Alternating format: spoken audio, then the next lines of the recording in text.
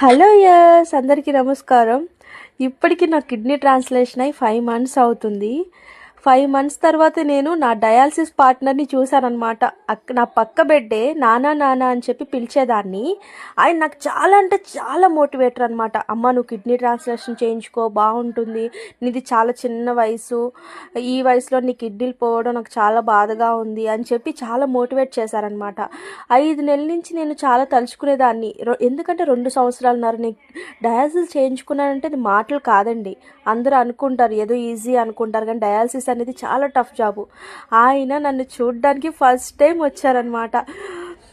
నాకు చూడగానే అసలు ఏం మాట్లాడాలో తెలియలేదు. చూడగానే నేను ఏడ్చేసాను ఫుల్గా. ఏడ్చేస్తూనే మా అక్క వెంటనే ఎందుకు ఏడుస్తున్నావు అని చెప్పానింది. నాకు అది తెలియలేదు, ఎందుకో ఏడుపు వచ్చేసింది, బయటకు తన్నుకొచ్చేసింది ఆ ఏడుపు. అంటే ఆయన డయాలసిస్ చేయించుకుని కుక్కట్పల్లి నుంచి యూసఫ్గూడ వరకు ఆయన జర్నీ చేసుకుని వచ్చారు నా కోసం చూడాలి, మళ్ళీ అలాగే అయిపోతుంది, డిలే అయిపోతుంది అని చెప్పి.